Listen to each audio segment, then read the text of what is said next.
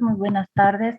Estábamos con conflictos con el link, creo que no era posible entrar, más bien su representante de curso se comunicó conmigo ya para sanear. Vamos a comenzar la clase. Es una clase bonita, es una clase corta, ¿no? Que no tenemos mucho donde ahondar. Si no se ve, por favor me dicen, y si se ve, pues seguimos la clase, ¿sí?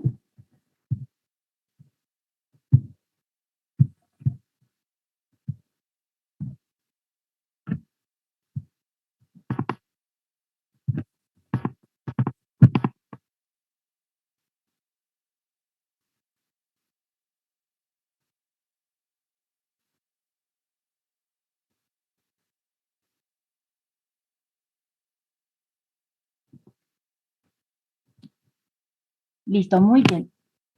Ustedes van a estar muy confrontados en lo que se refiere al diagnóstico de Clostridium difficile, porque prácticamente ha ido acorde al incremento del tipo de antimicrobianos que se utiliza en el hospital. El Clostridium difficile, como ustedes ya han visto, ¿no? A las especies relacionadas, porque es un género, el clostridial, son diferentes, ¿no? El Clostridium tetani que ustedes han podido encontrar es pues totalmente diferente en lo que se refiere a generación de procesos patológicos. Miren, si bien se ha descubierto por primera vez el Clostridium en 1930 como bacteria, al Clostridium difficile, para los años 70, 1978, recién se lo pudo asociar como un agente causal propio de la enfermedad de la colitis pseudomembranosa. Se lo encontró como el agente. Y esa vez ya habían determinado la asociación de la presencia de esta bacteria a la dotación de antimicrobianos que se ofertaba al paciente. En ese caso, el más asociado fue la clindamicina. ¿No? Espérenme un momentito, por favor.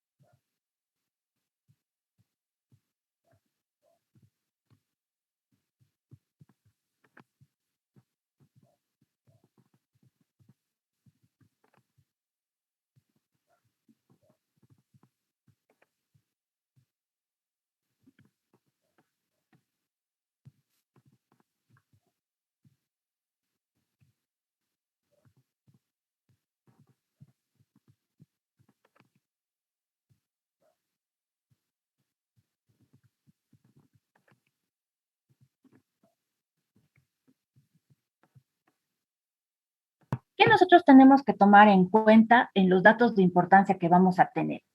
Que es una bacteria que es anaerobia estricta y eso nos ayuda a pensar que evidentemente el éxito de la bacteria está dada porque al generar la invasión en colon, en ilio y colon, encontramos una cantidad inmensa de bacterias que son anaerobias facultativas, que tienen la capacidad de consumir el oxígeno y brindarle evidentemente todo el medio necesario al Clostridium, que es el estado de anaerobiosis. Si nosotros nos vamos a la parte de apetencia tintorial, como el orden que ya sabemos describir, ¿no es cierto? Forma, agrupación y apetencia tintorial, pues nos encontramos que es un bacilo, ¿no? Sin una agrupación definida y cuya apetencia tintorial es gram positivo. Pero además tiene un factor de virulencia y de supervivencia fabulosa, que es la capacidad de formar esporas. la transmisión va a ser vía fecal oral, pero aquí estamos nosotros inmersos, porque el contacto de personas que están infectadas, sintomáticas o las que están portando las bacterias, pero no tienen ningún síntoma añadido que nos pueda decir que es una persona que está con el Clostridium difficile, hace que esta transmisión sea más efectiva. Ahí nuevamente nosotros incurrimos en que las normas mencionan que el método más efectivo y barato para evitar infecciones asociadas en salud, antes llamadas infecciones intrahospitalarias, sigue siendo lo que es la higiene de manos. Lo que hemos estado haciendo estos 2 años de pandemia de una manera tan obsesiva es prácticamente lo que dentro de hospitales también nos mejora la estancia hospitalaria de los pacientes y el evitar que nosotros llevemos bacterias como estas, por ejemplo. La mayoría, cuando el contacto es de una cantidad que podía producir un proceso infeccioso, la mayoría en el paso al estómago son eliminadas, pero habíamos dicho que tiene una fortaleza, ¿verdad? Que son las esporas. El 1% pasará al intestino, resiste la acidez del estómago y luego pueden germinar tranquilamente. Gracias al espacio que le están dando en el ilio, en el colon, si nosotros hemos tenido el problema con unos antibióticos de amplio espectro, porque el antibiótico no ha sido creado para solo eliminar las bacterias patógenas, eliminan bacterias y no hacen ninguna diferencia de que si son buenas o malas. Por lo tanto, tenemos un lecho a nivel del colon donde ha disminuido terriblemente las bacterias propias, nuestras bacterias comensales, y dejan espacios donde estos clostridios pueden anidar. Además de tener un espacio en anaerobiosis en ese momento, vamos a tener que hay la incursión de otros elementos propios de la fisiología corporal humana, como son las sales biliares, que ayudan de algún modo a reactivar las formas vegetativas. Recuerden siempre que una forma vegetativa es como un caparazón. Encuentra protegiendo a la bacteria, ¿no? a la bacteria, se esporula, se hace una bolita, y cuando encuentra el medio óptimo, temperatura, humedad, nutrición, todo lo que le favorezca, eclosiona y prolifera. Y eso encuentra en el intestino grueso. ¿Sí? Muy bien. Ustedes cuando lean bibliografía asociada en los años que les viene, por ejemplo, van a ver esto nuevamente en gastro, van a ver nuevamente en sus brotes de cirugía ya. En la literatura la encuentran, ¿no? Como conocida como infección CD o ICD, infección por Clostridium difficile o simplemente por Clostridio difficile. Donde nosotros tenemos que pensar siempre que va a ser una de las principales causas, este Clostridium, de lo que es la diarrea hospitalaria. Antes, hace unos 15 años, esta diarrea hospitalaria como tal no estaba inmersa en la clasificación. Teníamos las neumonías, infecciones de torrente vascular, infecciones urinarias, todo, pero la EDA no era considerada. En este último tiempo, por este incremento, se ha considerado como parte de una IA a ser investigada. Por lo tanto, está dentro de la clasificación de enfermedades hospitalarias infecciosas, la EDA nosocomial. Si bien nosotros tenemos que considerar que ha existido un aumento, ¿no? Un aumento en todos estos años de la incidencia de casos, eso muy llevado de la mano por el uso masivo, por el mayor uso de antibioticoterapia. Muchas veces, y acuérdense ustedes que siempre que vean cursos, ahora que hay tanto curso online, y ustedes vean el acápite de uso racional de antimicrobianos, siempre participen. Porque uno de nuestros grandes problemas como médicos que somos es que vemos muchos casos de pacientes que están siendo tratados con antibióticos que no requieren en el momento. Por lo tanto, este antibiótico sí, evidentemente, va a ir a generar procesos y va a generar lesiones en el paciente. Ahora, nada sería el problema de que hay mayor cantidad. Uno de los grandes problemas es que existe una mayor severidad y la mayor severidad trae problemas. Problemas de que pacientes que estábamos viendo que están en una terapia intermedia, que no es una terapia intensiva, ¿no? Que tienen la opción de ser pasados a sala común, porque la gran división de la terapia intensiva y la intermedia es el ventilador mecánico, evidentemente.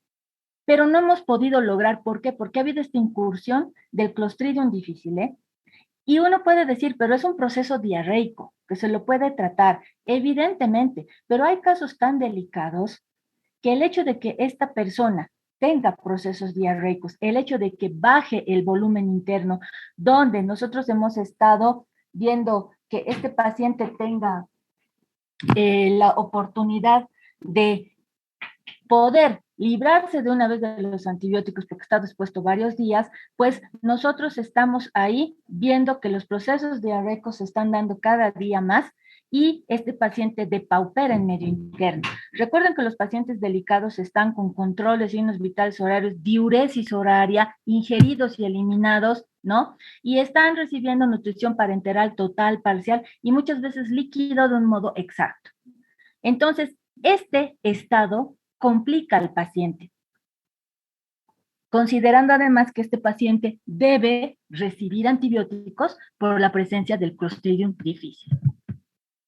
Cuando nosotros trabajamos armónicamente en lo que se refiere al equipo médico y de enfermería, pues vamos a tener un cierto éxito nosotros controlando a este evento, porque además nosotros tenemos que trabajar conjuntamente para tener un control en un proceso infeccioso activo. Ustedes van a ser partícipes de lo que es las infecciones nosocomiales, ¿no? Vigilancia de los estados nosocomiales, donde van a poder activamente ver cómo es el manejo de los pacientes en general y cómo ha surgido un brote a raíz de este Clostridium.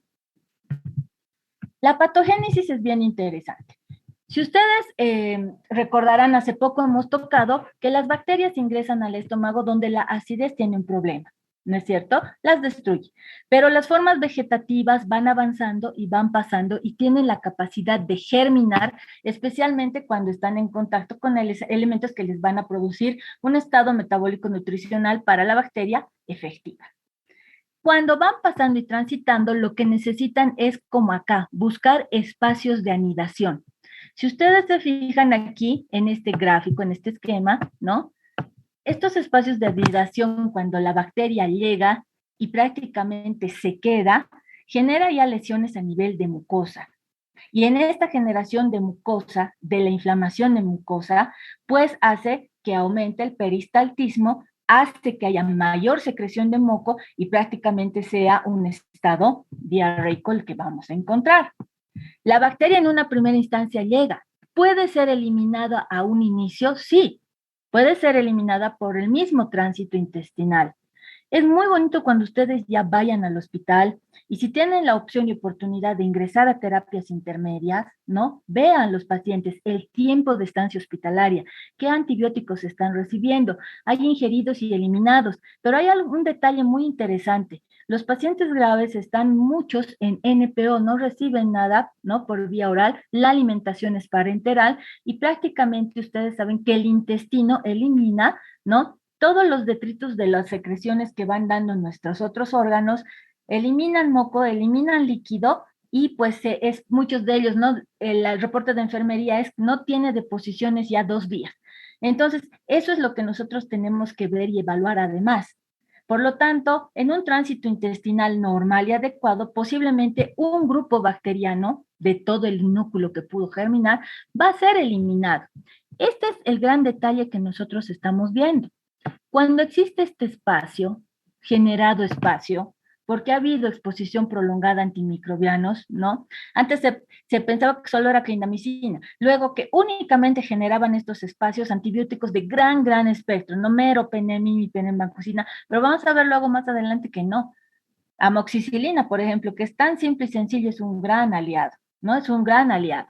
Entonces, dejan este espacio, aquí tenemos el microbioma normal, y aquí empieza la colonización. Acuérdense que la gran diferencia entre colonización e infección justamente es este delgado paso. El colonizante viene, llega, se asienta y se queda, ¿sí? Como cuando ustedes ponen un florero en una mesa. En cambio, el estado de infección es cuando ya tiene mecanismos que van a generar la invasión de esta bacteria a los tejidos, generando daños locales, o sea, in situ, y generando daño sistémico. Por lo tanto, luego de una colonización viene la infección. Estas bacterias tienen toxinas muy activas y las toxinas más estudiadas siempre van a ser la toxina A y la toxina B. Lo interesante es que cada una tiene una funcionalidad y tiene un mecanismo de acción agresivo, pero se ha determinado que absolutamente todas las cepas de un Clostridium difficile son capaces de producir toxina A, pero no todas producen toxina B. Y esta toxina B serviría al Clostridium como un booster, ¿sí? Como si fuera un refuerzo para generar lesión, daño y agresión.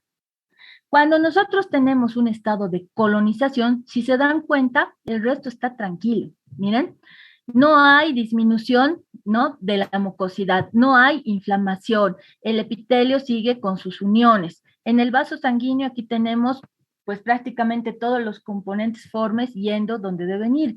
Cuando ya existe este proceso de infección, hay inflamación, hay apertura de los espacios intercelulares y algo muy interesante, ya se han activado toda la cascada de inflamación de citoquina y pues prácticamente ya se va llamando a todos los polimorfonucleares y macrófagos al sitio de infección, por lo tanto vamos a tener aumento de la permeabilidad vascular. Este proceso infeccioso, con el aumento de la permeabilidad vascular, con el aumento de producción de mucosas, prácticamente va a llegar a este deterioro. Miren el deterioro de las células, ¿no? Con la invasión de Clostridium, pero además, si se pone en el detalle en esta gráfica, que es muy bonita, aquí está celeste, ¿no? Como si fuera un cielo. Aquí ya no, miren, esta capacidad de formación de esta pseudomembrana hace que tenga la bacteria un éxito fenomenal. Es como si se hubiera puesto una tienda de campaña. Y aquí hace como un sistema sándwich, ¿no? Están las bacterias, está la mucina, están los glóbulos blancos y luego otra vuelta mucina y otra vuelta bacterias. Entonces hace una pseudomembrana y esta pseudomembrana va siendo muy, muy tóxica para el entorno del epitelio, que es lo que vemos acá, gracias a los factores de virulencia como la toxina A y la toxina B. También existen las toxinas binarias que no son las que hemos mencionado y las proteínas de superficie que van a ayudar a que la bacteria tenga adherencia, ¿sí? Todo este evento que lo hemos descrito se puede observar de este modo cuando el paciente es sometido a una colonoscopía. Si se dan cuenta, aquí tenemos gran inflamación y aumento de mucosa. Miren, está las pseudomembranas, que son estas. Todos los lechos blancos que ustedes están viendo acá, pues en ese lecho blanco está el Clostridium, ¿no? Está el Clostridium. ¿Puede coexistir con otros? Claro que sí. En colonoscopía, para los que de ustedes decidan hacer especialidades en imágenes, por ejemplo, o hagan gastroenterología, ¿no? Y tengan la parte de endoscopía, colonoscopía, además, van a poder ver esto y puede haber coinfección. ¿Con quién? Con citomegalovirus, por ejemplo. Ven estos lechos y se ven la asociación de las úlceras de citomegalovirus. Entonces, todo este evento que nosotros vemos, la participación de las toxinas, la lesión de las células, ¿no? El llamado de los glóbulos blancos y la formación de pseudomembrana, pues nos hace pensar que evidentemente este es un proceso que requiere tratamiento. Y lastimosamente el tratamiento es antibiótico. Tenemos que tomar en cuenta, como en toda patología, los factores de riesgo que tiene nuestro paciente. Cualquier paciente que ingrese al hospital y reciba un antibiótico, ese paciente ya tiene un factor de riesgo para adquirir cualquier infección asociada a atención de salud. Es una regla. Por eso, cuando nosotros tenemos la capacidad de dotar al paciente elementos como antibióticos, sonda nasogástrica, sonda vesical, catéter venoso central, catéter periférico, lo que ustedes quieran, nosotros tenemos la obligación de vigilar, ¿no? Los catéteres se pueden ver si está inflamado, el lugar, cuántos días ya están, pero este proceso tengo que verlo muy bien, porque es el antibiótico que yo estoy dando y no es un antibiótico cualquiera, es un antibiótico que va a salvar la vida de este paciente, pero que paralelamente condiciona que tenga otro evento, ¿sí? Los tiempos de hospitalización son interesantes. Ustedes van a conocer pacientes que van a tener hasta 45, 50 días de hospitalización, si no es más.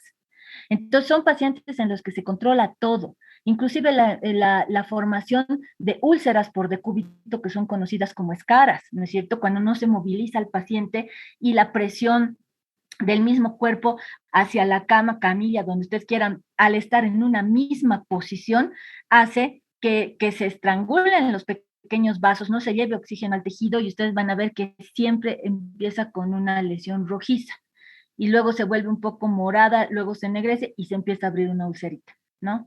Todos esos eventos nosotros los podemos controlar y evitar desde luego, sí los podemos hacer. Y esta es otra de los que entonces, cuando tengo un paciente con larga estancia hospitalizada, es mucho ojo, es el triple de cuidado que uno recién ingresado. ¿Sí? Pacientes que van a estar con un estado inmune comprometido porque reciben quimioterapia o corticoterapia o están siendo preparados para recibir un trasplante, adultos mayores, ¿no? Que van a tener múltiples comorbilidades o jóvenes que ya se internan con múltiples comorbilidades, inmunocomprometidos primarios, ¿no? Secundarios, como en el caso de HIV. Entonces, todos ellos yo tengo que tener una premura.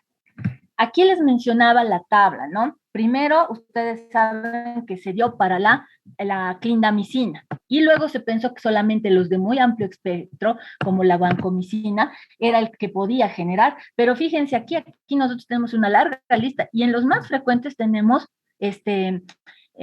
antimicrobianos no tan de amplio espectro, miren, ampicilina, moxicilina con todo, y ácido clavulánico, no cefalosporinas de todas las generaciones y la clindamicina. Mucho ojo en los frecuentes, si estoy dando fluoroquinolonas, ¿no? Si voy a dar ciprofloxacina, levofloxacina, o dentro de los macrólidos, si voy a empezar a dar eritromicina, claritromicina, tetraciclinas, cloranfelicol, el cotrimoxazol acá, los tengo que ver. Y evidentemente estos terminan siendo fármacos que sí los debo vigilar, pero que en algún momento han mostrado menos frecuencia que los otros, ¿no? Que deberían ser los primeros generadores. Y en esta lista falta imipenem, meropenem. ¿Qué es lo interesante? Que dentro del tratamiento madre para el mismo Clostridium se encuentra el metronidazol, así como que causante, así también como la solución cuando se le encuentra. ¿Por qué? Porque el paciente puede haber estado expuesto a clindamicinas y a cefalosporinas, ¿no? No a metronidazol. Por lo tanto, tengo el chance de tratar al Clostridium con metronidazol. De acuerdo a la severidad es lo que se va clasificando los casos de Clostridium, ¿sí? Cuando son leve o moderados se cuenta, ¿no? Menos de 6 deposiciones al día. Y en sangre tenemos que encontrar menos de 15,000 blancos. Eso nos hablaría de un estado leve, ¿no? Que tiende a ser moderado o dependerá de la descompensación del paciente, pero que ya podríamos tratar. ¿Cuándo lo consideramos severo? Cuando hay una diarrea profusa, hemos tenido pacientes que han tenido deposiciones como 15, 18 veces al día, muy fétidas en poca cantidad, llena de moco, ¿no? Pero que han podido desestabilizar al paciente. Entonces, más de 6 deposiciones al día, ¿no es cierto? Va a tener mayor leucocitosis, se puede quejar de dolor abdominal, que es un dolor abdominal médico, ¿no? Es un abdomen agudo médico, no es un abdomen agudo quirúrgico. Y si se está haciendo el recuento de albúminas, pues encontramos con albuminemia, menos de 3 gramos. Pero ya miren, del severo al complicado, ¿no? Nosotros encontramos procesos que van a generar un mayor deterioro del paciente, que va a hacer que esta infección por Clostridium difficile genere un ingreso inclusive a unidades de cuidado intensivo solo por ese hecho. Miren, hay alteración de todo el medio interno generando descompensación con hipotensión, tiene fiebre, este hilo que es muy interesante porque es como un hilo paralítico, ¿no? Ustedes van a querer escuchar ruidos hidroaéreos y a veces no escuchan ruidos hidroaéreos y empiezan a ver el abdomen abombadísimo del paciente, ¿sí? Como si estuviera súper hinchado, no hay ruidos y pues ahí el hilo está, es un hilo paralítico, no se mueve nada, ¿no? Y el proceso diarreico ya tuvo aquí, ya ha pasado de leve a moderado severo, ya está con un complicado, donde hay hilo, ¿sí? Hay deterioro del estado conciencial, los leucocitos aumentan, o un dato súper interesante es ¿no? El hecho de que yo encuentre que van bajando progresivamente los leucocitos, pero mi paciente va inestabilizándose, no significa que está mejorando en un cuadro hemopoyético. significa que el sistema inmune está siendo vencido y por lo tanto de los 35,000 que tenía, ahorita tengo leucopenia, que termina siendo también un dato de gravedad. ¿Sí? Se puede pedir otras muestras en sangre como lactato, que nos va a dar mayores a 2, y ahí nos habla de un diagnóstico que apoya la presencia de un Clostridium. Y evidencia de falla de cualquier otro órgano. Puede ser renal, puede ser cardíaco, puede ser hepático. Entonces, tenemos diagnósticos si solamente es del cultivo. Antes sí, cultivo solamente. Y el cultivo va a seguir siendo el gold estándar, lo mejor que nosotros podríamos hacer, ¿sí? El cultivo. Pero encontramos también la búsqueda, por ejemplo, por electroinmunofluoresis a las toxinas A y B, ¿no? Podemos encontrar toxinas. Inclusive hay pasos, como vamos a ver ahorita, que es un kit, ¿no? Donde se hacen como el Helicobacter pylori, antes se hacía biopsia y simplemente se mandaba a hacer un cultivo o se hacía la prueba de la ureasa. Ahora podemos hacer la presencia del Helicobacter pylori en sangre y podemos hacer un hisopeado rectal en heces y buscar también, ¿no? Todo el método diagnóstico avanza para que se nos facilite las cosas. Podemos buscar PCR y otros elementos en prueba de 2 pasos, donde si uno positiviza para una toxina, tengo que buscar su toxina neutralizante. Entonces, todo esto nosotros podemos pedir, ¿no? Y el paciente está internado, pues si lo vamos a hacer para un diagnóstico rápido y precoz, ustedes saben, todo lo que es tira reactiva tiene un testigo, ¿no? Que ya se encuentra como tal. Aquí veremos si marca la rayita o si marca 2 rayitas para ver que si esta persona tiene las toxinas del Clostridium difficile. Este tipo de métodos diagnósticos nos facilita mucho. Ahora, ¿puedo yo tener todo acá? No, lastimosamente no tenemos todo. Al alcance, ¿qué podemos tener? Podemos pedir un cultivo, podemos pedir cultivo, ¿no? Para Clostridium difficile, que sí nos lo reportan. Podemos hacer análisis de citotoxicidad, también podemos hacer. Hacemos la búsqueda de toxinas, sí, con ese test rápido para toxinas podemos hacer.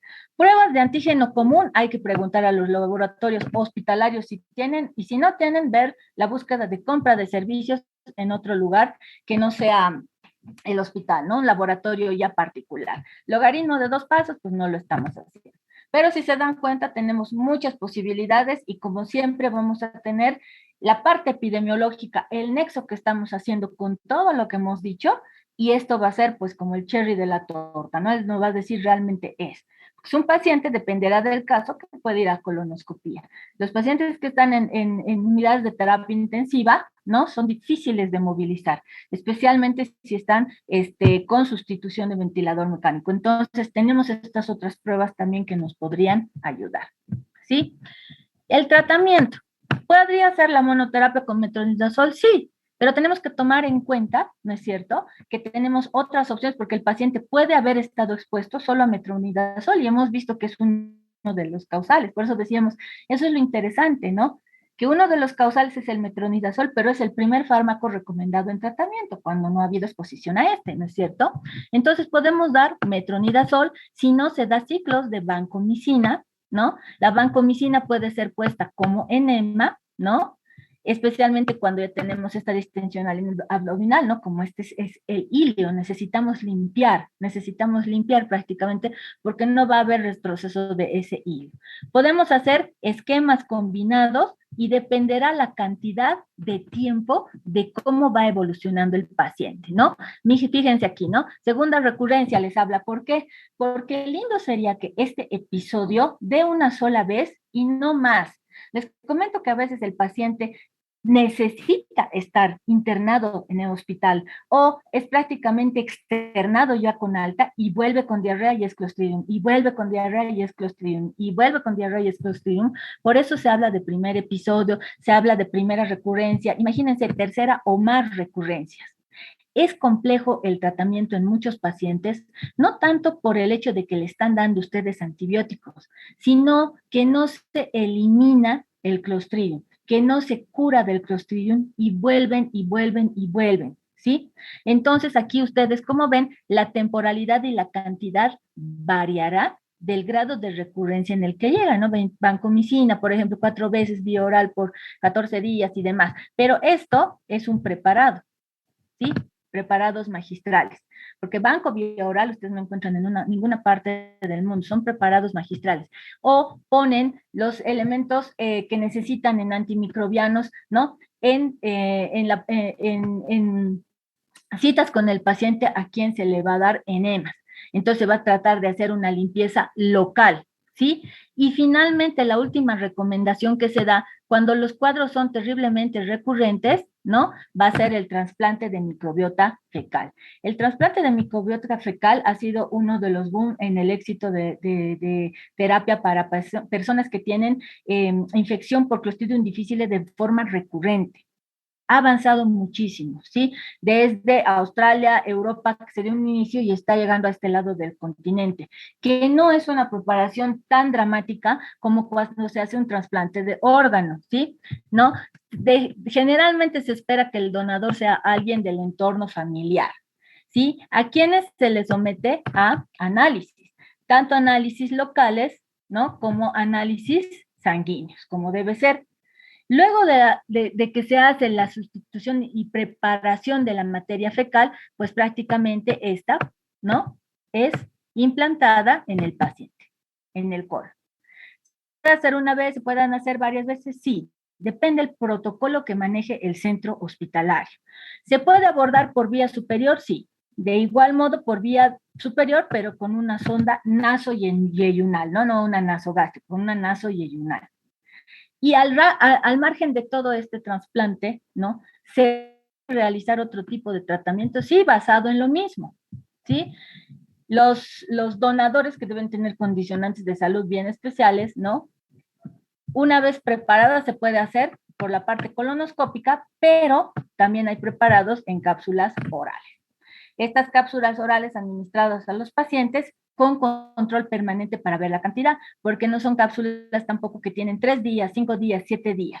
Se va evaluando el paciente porque una persona con una primera, segunda recurrencia no va a ser igual que una persona que tenga una quinta o séptima recurrencia. Entonces, estos dos tipos de elementos sí hay. ¿Qué hacemos nosotros aquí? ¿Este o este? Ninguno hacemos acá. ¿No? Pero si se dan cuenta tampoco es una cosa de, uy, qué dramático es. No, yo me imagino que pronto se hará. Posiblemente por la cantidad numérica de Clostridium que no tenemos, ¿no? No es una tasa tan alta de pacientes con Clostridium difficile, ¿no? Que la mayoría, hasta al menos nosotros hemos podido revertir muy bien. Hasta ahora, por ejemplo, yo no tengo ninguna recurrencia de clostridiales, pero pues es cuestión de ver cómo los colegas se están viendo en sus consultas. Muchas gracias. No sé si tuvieran alguna pregunta, por favor.